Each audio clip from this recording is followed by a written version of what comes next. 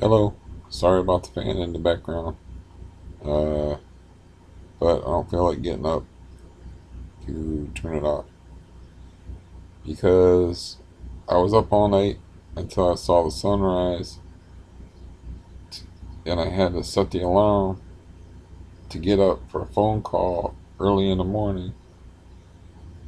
And the real estate agent guy, never tells me that he's not going to call me, so I wait till 11 a.m. It's 11:37. I just uh, got off the text message thing with him. And apparently, I waited too long to get back to him, so there was no appointment. But I didn't know there was no appointment, because he just never got back to me. But I gotta be honest, man, that dude is not on top of his game. But I've had fucking no sleep. Slept 5 hours the night before. I saw the sunrise this morning and woke up early. So, yeah, I wanted to talk about something, but I can't even think of what it is. Uh, Shit. I don't remember. I probably have to watch my last video to see if my mind's like totally blank. It's just not enough sleep. Um, Damn it. Oh, yeah, that's it. Like, I got a whole, I'm like, I got another $178 just randomly loaded on my food card for the month of May as of May 22nd. And they loaded the $16 that is my usual food allotment. $16. Yes, you heard that right. And then, so it's 16 plus $178 is $194 for like the food allotment, right? So I'm trying to sell this food stuff, which you're not really selling, and it's not really a bad thing. You're not supposed to do it, I'm assuming, because people used to do it back in the day for drugs. But I'm just doing it because Uh, I don't really need the food credits. I mean, admitting that on here, if you want to get me in trouble, why the 12 people that listen to me would want to get me in trouble, I don't know. But so I give my card to somebody and, like, just spend all the money on the card, and then you can just give me the money. And they're like, okay. So I talked to them yesterday, and I'm like, well, they loaded more money on my food card, but I see like on May 7th, $197 was spent off of the off of my card, and they're like, I never used your card, you know. And I'm like, well, I'm only telling you what it says, I call the number, and it tells you the last 10 transactions on the EBT card, it's called. And somebody spent $200 roughly off of the card. She's like, I don't know, I don't remember that at all. She actually brought it up. And I'm like, am I going to have to eat this $200 or what? What's the deal? What's going on here? This is more family stuff. So I'm like, I'll eat the $200. I mean, it's free money, but $200 isn't chump change to somebody like me. I get 12.48 a month to live on, and it's just me paying for expenses here and stuff. I'm just lucky enough that I get enough food to eat through Global Foods. So I don't need the food stuff that they're sending me because of the COVID situation. I don't need it. So why not turn it into cash? Somebody else is gonna have to pay cash for food anyway. So I don't see what the problem is if I'm not spending the money on drugs. But you know that's the reasoning behind it. Was people used to actually sell, like, they'd be actual bills in a booklet. That's why I still call them food stamps.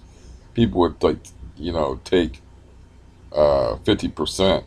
They'd get a bunch of food stamps, these welfare queen types, and they would sell like $100 of food stamps for like $50 crack and stuff like that. They were aware of it, so that's frowned upon. I am not supposed to be doing this, even though I don't. It's just gonna go in the bank, and this person's got to spend the money anyway. And they're in a situation because of the COVID virus that they're getting laid off periodically, so they don't have the money. And just to keep the peace or whatever, I got to eat the $200 because it's like you can't tell where it was spent, which might help jog their memory. Because there's only two people that know my passcode on the card, so it might jog their memory if I could tell where the $200 was spent. But it says if you'd like to investigate a claim or what was it, a false claim or something like that. It's like I'm not talking to like an agent. You know what I mean? I'm doing something that's wrong technically. It's like I am not talking to an agent about where was this money spent. I did not spend this money. Where is your card now, sir? I don't know. I have an idea of who might have it. You know what I'm saying? It's like, did somebody steal your card? And they're like, no, I actually gave it to them. You know, I just want to find out where the money, like I was saying, where the money is spent in order to decipher, to jog their memory. You know, there's a lot of involved in this. So, I mean, so that sucks. It's like, oh, cool, I get $178. Oh, uncool, I got $197 that I can't recoup. So I lost $20 roughly. It's because I'm not pursuing this matter. I have very few relationships that are sane as that one. So, if I got to eat the $200, not trying to be funny, but I'll do it. If I got to eat the $200 in food credits, I'll do it. It's like if I got to take the loss, I'll do it. And just, that's just the way it is. Family, man. I love them. But maybe they'll remember, they were not in a good mood when I was talking to them. They're very volatile person, you know. So I'm doing the whole eggshell routine because when they are not in a good mood, they are not in a good mood. They're dangerous. So, um, anyways,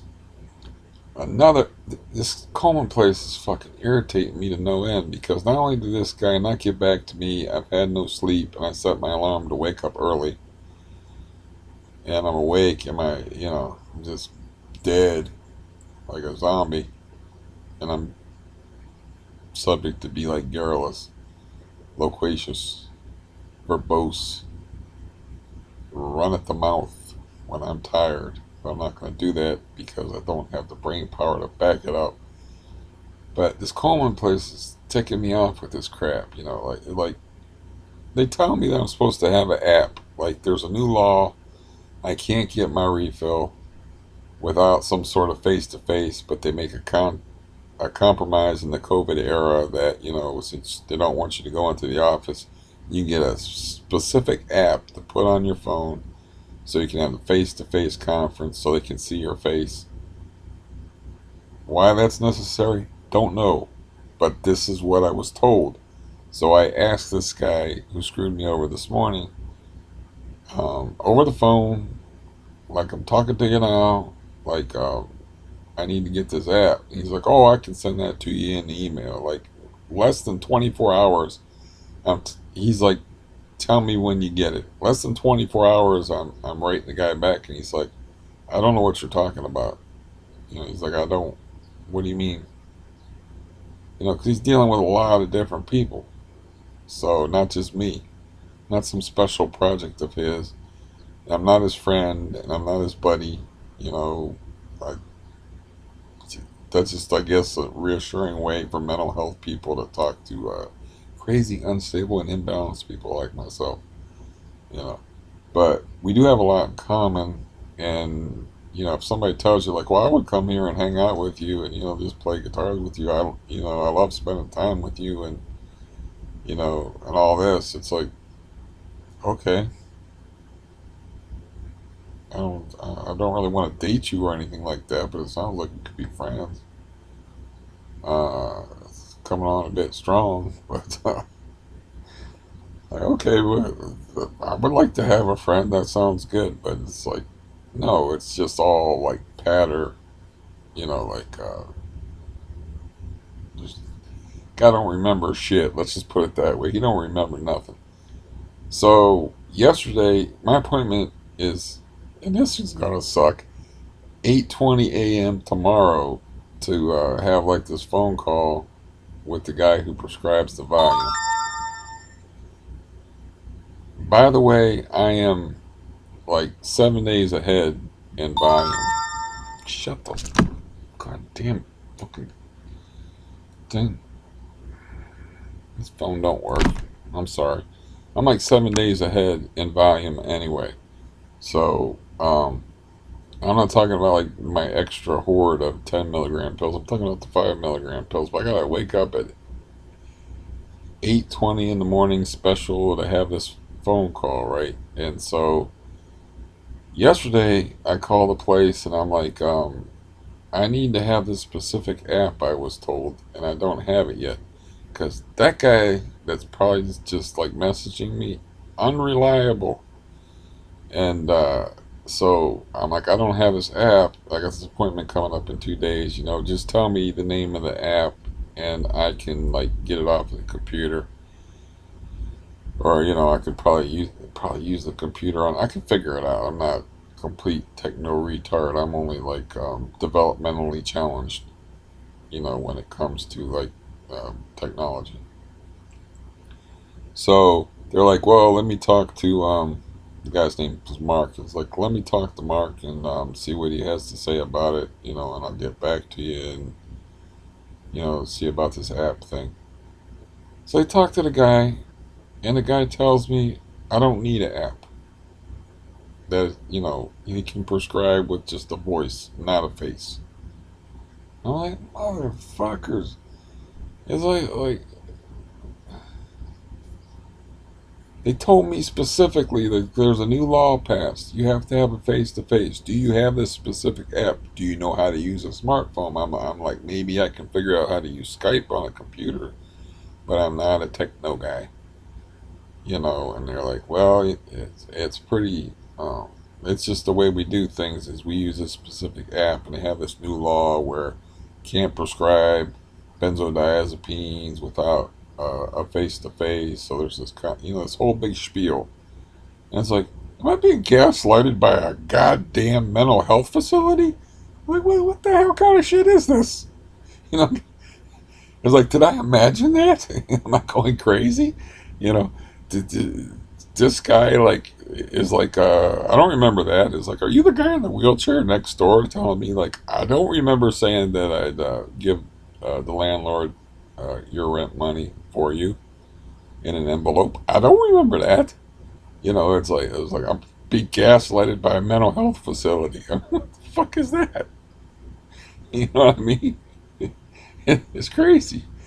Um, I'm only laughing because uh, I do that a lot, I guess, when I sleep deprived. But yeah, I've been having trouble sleeping, and last night was really my fault because I got involved in a thread over the what's the guy's name? I should know it. George Floyd strangulation death incident. I was writing about that, and it's like that really annoys me. It's a massive subject change, but it really annoys me that this they don't teach kids in school how to act around police. Okay, not everybody has common sense or empathy and can put themselves in a cop's shoes. And even if you have empathy, you kind of forget, you can forget that shit in the moment, like that you're dealing with a guy that's worried about dangerous people and worried about his life, and you have to do specific things. Like it's like all these people are yelling at me for suggesting that you don't struggle and fight police. You have to comply. It's like you have to comply with basic commands. I got cuffed and stuffed. This guy got cuffed, but when he was getting stuffed, he started struggling. So they pulled him out of the car, and then they killed him. And I'm like, I kept saying, like, that's murder. It's like they clearly murdered the guy. If you can't figure out in 9 minutes that the guy underneath your knee is dying because you got your knee on his neck, and you got two other cops that are out of the view. That one of them was on his back and one of them was holding his legs. And I'm thinking, like, why don't they just zip tie his feet and get the fuck off of him? So I'm not like justifying the murder, though I got accused of that like a million times by bringing up the fact that if the dude doesn't struggle and kick at the cops and stuff while they're stuffing him in the cruiser, they don't pull him out of the cruiser and kill him. Because it's really hard to kneel on somebody's neck in the back of a car. Okay, so when I got stuffed and cuffed, you know, uh, I didn't panic. It's the first time it ever happened to me. I didn't panic. The guy was pissed as fuck. Like I said, told the story before, when he handcuffed me, he like jerked my handcuffs like back behind my back. I mean, I was surprised when he put me in the car they didn't bash my forehead into the roof of the cop car. That's how pissed he was. So, you know, clearly I'm not struggling. I'm like, okay, this guy's clearly looking for an excuse to hurt me. He's already actually hurt me when he handcuffed me and wrenched my arms behind my back. So he's just looking for an excuse to hurt me. He's the guy that was walking toward me with his police baton or stick or whatever the hell you want to call it. And I'm like backing up toward this pond, and like my plan was to jump in the water. And I'm like, if you're gonna beat my ass, you're gonna get wet doing it. It's like that'll just. I was really thinking like I'm not letting this guy get anywhere near me with that fucking stick. Because yeah, I don't really feel like there's no witnesses. That's another thing is I'm looking around. It's 5 a.m. in a park around dawn, and I'm like looking around, and there ain't no witnesses. So this guy can do anything he wants to me, and the cop that's with him will be like, oh yeah, he took a swing at me, or he took a swing at my partner, and he was fighting, and I'd be there all busted up and shit. So I'm like, fuck all that. I'm gonna jump in the water. But the point being is that I was saying like, um, people need to understand how to act around police, and like if it's a dangerous situation because they're used to knowing dealing with dangerous people, and if you're a big guy like me or that guy's even bigger than me, you know they don't know you. They don't know that you're a sweetheart. They don't know how nice you are. So if you panic and freak out and start kicking at them, and you have to just be careful. Be careful around anybody with weapons. It doesn't matter if they're wearing a uniform or not. Why? Just, just you know. But they should teach kids this shit before they get driving age in school. It should be a mandatory course called cop safety. Then this shit doesn't happen. People aren't burning and looting and rioting, and it's really, the whole thing is stupid because you don't know if you can't autopsy the guy's brain that knelt on the guy's neck and say race. You can't tell if the guy is a racist. He could be just a sick fucking sadist that is an equal opportunity sadist that would gladly have killed a Chinese guy, a white guy, a Latino guy, any guy. You don't know, you know. But since it's a white black thing, there's plenty of cases where it's the same race type of police brutality thing and nobody gives a fuck. But because it was a white black thing, automatically it's a racial thing. So we have all these riots and stuff. Like you know, I don't want to see that stuff happen. So the sensible thing to do is they used to have like officer friendly come into the schools, right? So, to teach you that, oh, cops aren't all that bad and all this useless, stupid information. Like, yeah, here's your buddy. He's your friend. He's your protector. And it's like, no, he is a guy doing it. They're not being honest with kids. He is a guy doing a job and he has weapons and he has the authority to use them. He could be having a bad day. He could misinterpret your actions. You reach in your pocket to get some bubble gum and you might get a fucking nightstick upside your head. So you show your hands at all times. These are basic things that people don't understand. They also don't understand that no matter what color you are, if you act wrong around police, bad shit is gonna happen. Told this story before, but my cousin was so stupid and ignorant about how to act around police. He got pulled over for an illegal lane change. So naturally, he jumps out of the car, starts walking toward the police, waving his hands, saying, "What did I do?" Of course, he got roughed up. He did everything wrong.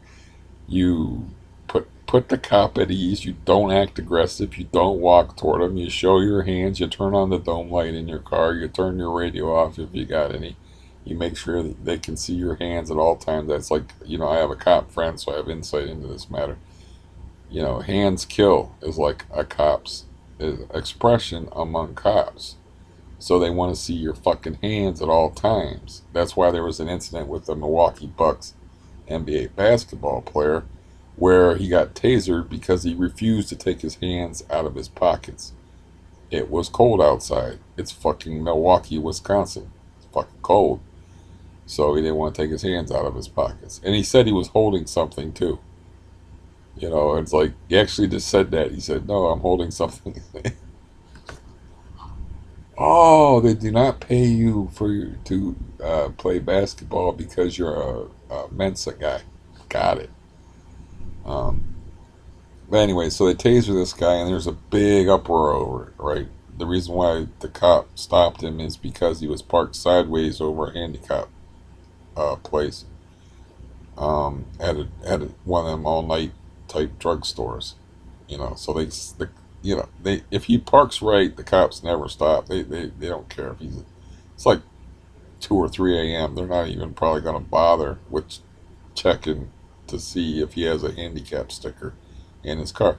But he's parked sideways. He's actually across three parking places, just parked sideways, just like a scofflaw. So of course that's going to get a cop's attention. Now the cop initially did not handle the situation by the book. By the first thing a cop has to do is he has to tell you exactly why he's bothering you. He has to be like, "Well, the reason why I stopped." That's why you've heard that expression before, and you're like, "The reason why I've stopped you, sir, is the reason why I've stopped you, ma'am, is." They tell you the reason. But this guy didn't say any reason to the dude. That's like I analyzed the situation with my police officer friend. He goes, "Well, like first of all, that's not how you act. When you approach somebody in that situation, you identify." He said, "Here's how I'd do it." He said, "My name, I would say my name is Officer so and so. It's like the reason why I stopped you, sir, is because blah blah blah." But it was pretty obvious why he stopped the guy. He's parked sideways over a handicap place without a handicap sticker, so he didn't say that.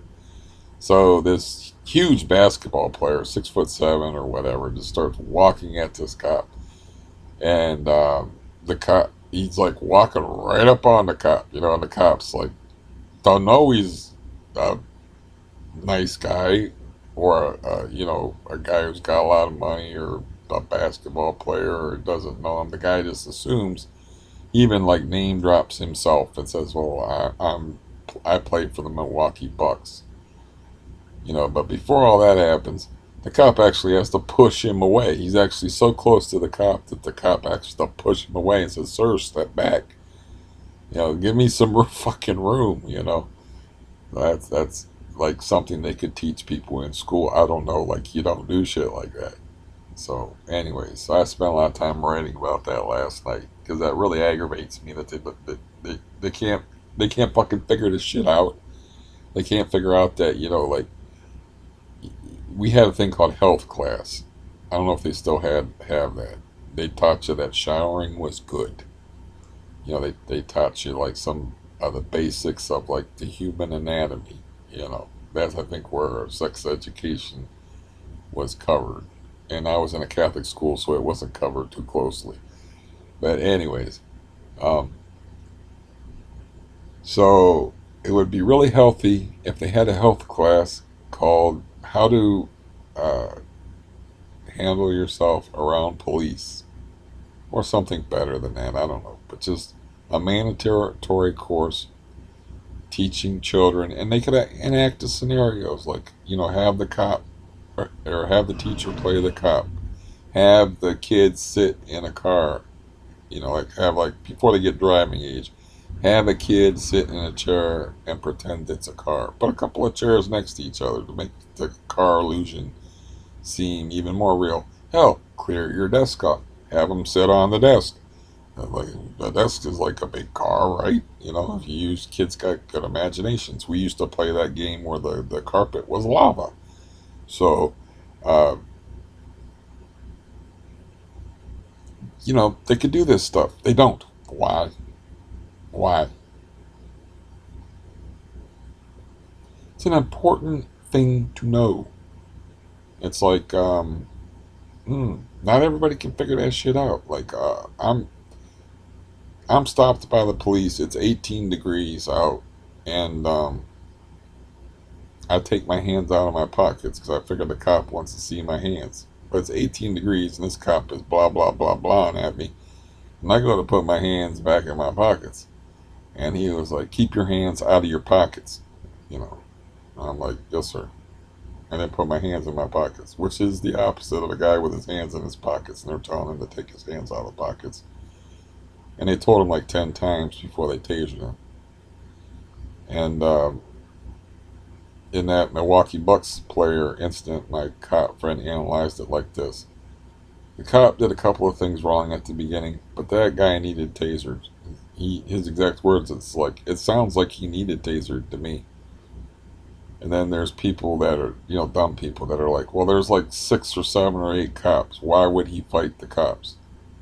The cops deal with insane people all the fucking time. They don't know that guy. He's just a great big guy. They don't know what he has in his pockets. It's like the guy told he could have like a small gun in there, and just like in a movie. He's got a sweatshirt on. Just you don't know who you're dealing with. So you got these idiots that are like they hate cops so much that they just suspend reason, and they don't think about it from the cops' point of view. Now, like all the run-ins I've had with cops, like 98.9% of them were bad. They weren't fun for me. I did not enjoy them. Most people, when they have to deal with cops or stopped by cops, it's not pleasant. Nobody likes it. So it's natural that people like, oh god, when they see a guy in a uniform coming at them, that people do not like people having authority and power over them. For one thing, you know. But the dude got a gun. The dude got a stick. The dude got a taser. The dude is part of the biggest gang in the city. You don't want to mess with this dude. You want to be deferential. You want to be like, yeah, okay, you're doing a job. You want to look at it from the cop's point of view and be like, if I was that cop, I would probably want to. I would probably be worried that I was dealing with a stranger and a dangerous person, and I feel like when I put on the uniform, it's a target, and I should probably like act like I was in his shoes. So show him your hands. Don't make any sudden moves. Don't walk toward him. Don't be a rude asshole. Don't provoke him. Uh, yeah, don't be like, I don't know, reaching under the seat in a car stop. But anyways, that's what I wasted. I should have been sleeping last night. I wasted my time like writing and talking about that. on YouTube because I like to do that kind of stuff. Um, so I still haven't gotten out of the house. I'm not going to get my stress inoculation by Sarda Proline because Sarda Proline is officially shut down still.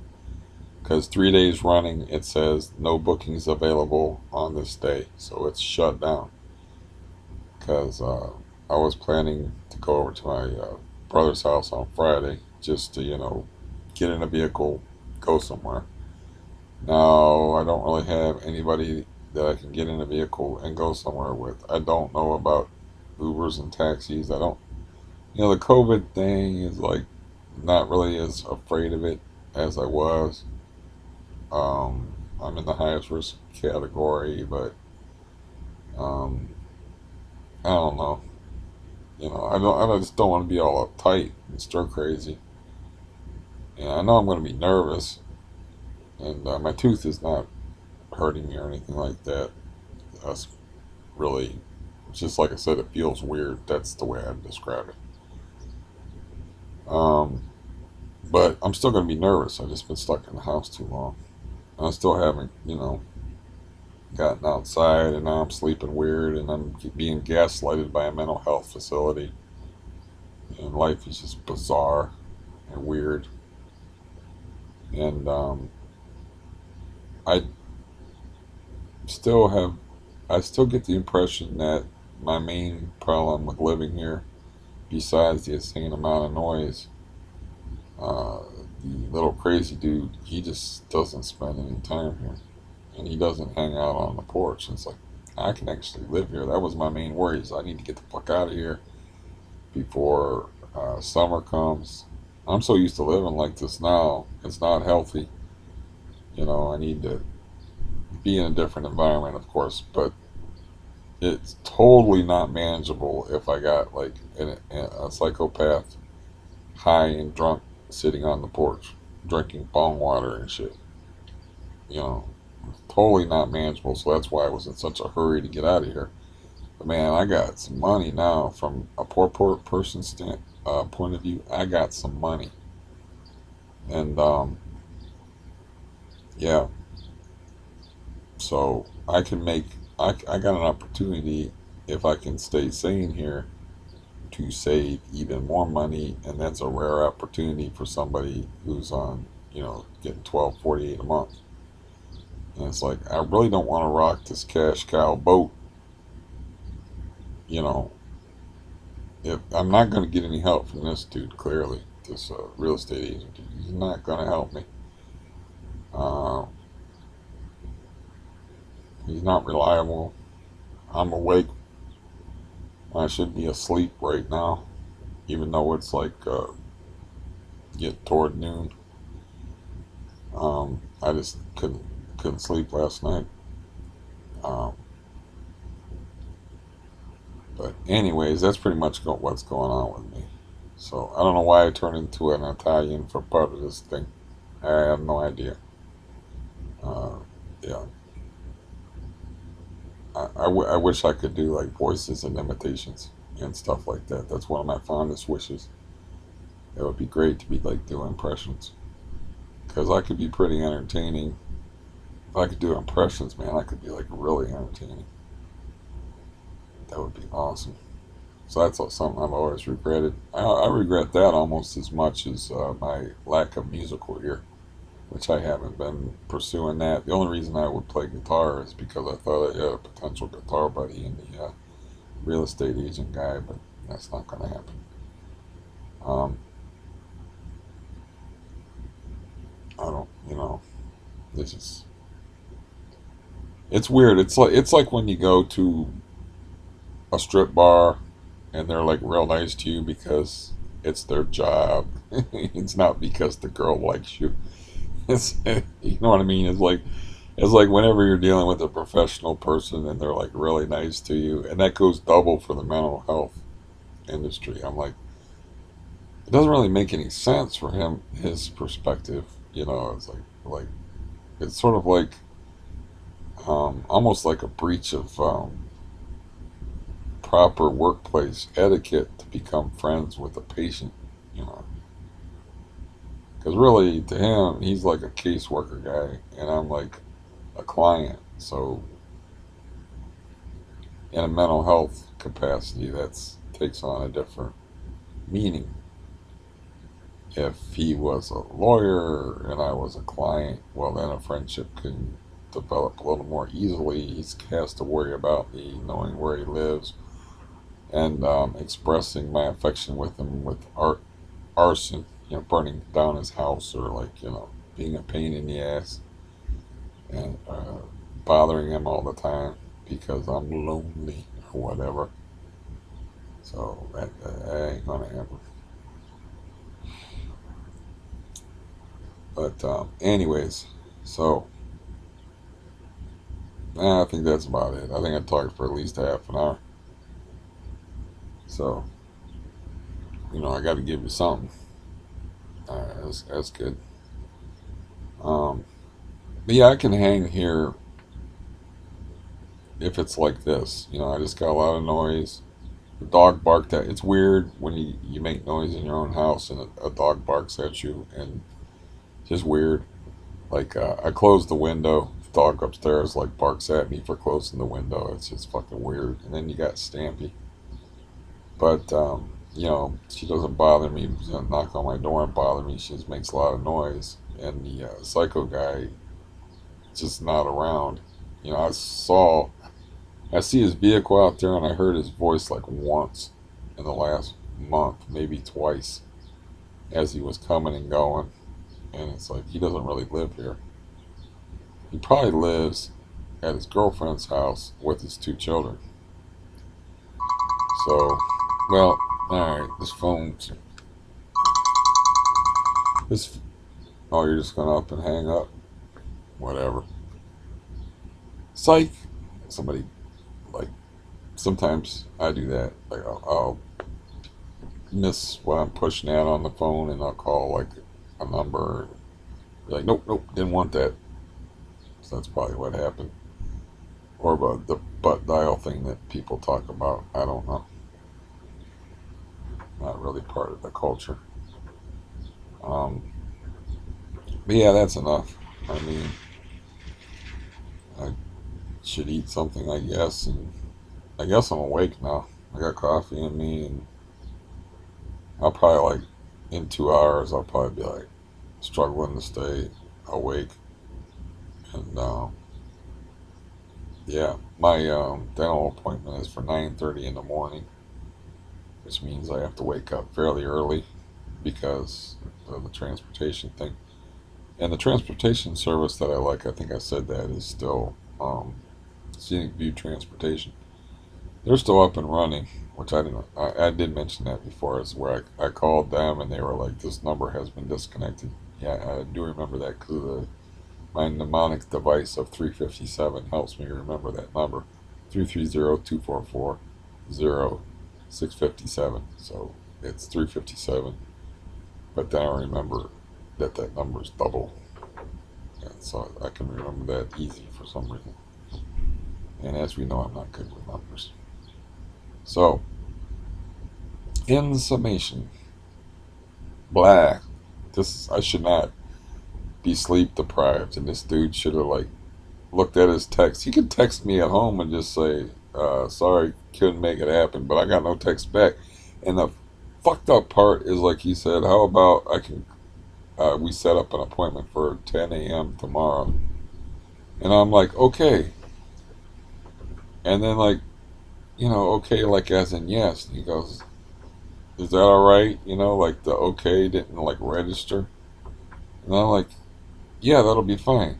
I had to say like okay twice, and by the time I said okay, and I thought it was a done deal, right? That's why I didn't like check my messages or anything like that. And plus, I had to get laundry together to give the aid worker something to do. So by the time I came back and I realized that the okay didn't take, and I said, "Yeah, that'll be fine, 10 a.m. Tomorrow," I think, and uh, it was too late. It was like after he had quit working, but he could have checked his messages after hours and said, something like one word, like all right, but you know what I mean. Like during hours, I said okay. I meant like okay, good to go. And I was pissed, of course, when I talked to him this morning. And I said, did I, you know, it got to be late, and I was like, did I call too late? And he was like, yeah, laugh out loud. And I'm like, that's too bad because I was up till dawn, and I set my alarm special for this phone appointment thing. He goes, oh, sorry, bud. And then I was like, misunderstanding. And, you know, I don't know. You know, I don't know. I think I get the impression this dude is like got way too much on his plate and it's way too busy to keep track of things. And but all he had to do was like say one word and it would save me a bunch of bother. And yeah, but it's weird. Like I said, it's weird. I'm not gonna repeat that, but that is a funny thought. You know, I feel like I'm getting gaslighted by my mental health providers. But if they tell you one thing and then tell you another thing, like the first thing never happened, you know, and then like you say okay, that's fine as far as an appointment time, and then you know while you're off doing whatever and not checking your phone, he's writing you back saying, does that sound good to you? And I'm like, I just fucking said okay. he, that's what that okay means. You know, you feel like your mental health facility is like making you think, am I going crazy and imagining this shit? Or it's like, what's wrong with me? You know, that's the whole point of gaslighting someone is to fuck with their head and make them question reality. It's like, did that actually happen? I mean, did they actually tell me that I needed an app or, you know, I wasn't going to get my volume, which is kind of a serious thing, benzo withdrawal, not a party. So, you know, it's like, did they do that and then just like tell me there was a law? Am I making that up in my head that they told me that there was a law that there has to be a face to face before they can be a refill for a Schedule 4 controlled substance? Or did I just imagine that? Because now apparently it's okay that I can get a refill with just a phone call. You know, what does this mean? You know, is the guy like gonna cheat and say like, "Oh yeah, I talked to him face to face"? You know, is that what's happening? Is like it is a law that I have to like look at. He has to look at me, and I have to look at him, and we have to have like a face to face interaction. But he's just gonna lie about it for me. I mean, I might have fucking ask him that question tomorrow at 8:20 in the morning when I'm half dead and half asleep and half witted. And if I'm half witted when I start out as a half wit in the first place, that means I'm a quarter wit. So you know, I might ask him like, I think I will ask him that. Like I was told we needed an app, you know, and see if he's like, yeah, don't worry about it. You know, he'll probably say, yeah, don't worry about it. You know, like he go back to the Italian thing. Don't worry about it. You know, paisano. Uh, He's taken care of. Capiche? You know what I mean? It's like, there's ways you can work around these things. You know, just write on the paper. I saw you. I saw you. I saw your pacha, your face. So anyways, clearly I am obviously trying too hard to be amusing, and I shall see you next time. And as always, hope you're doing good. And it's good to see you, faceless people out there. Bye bye.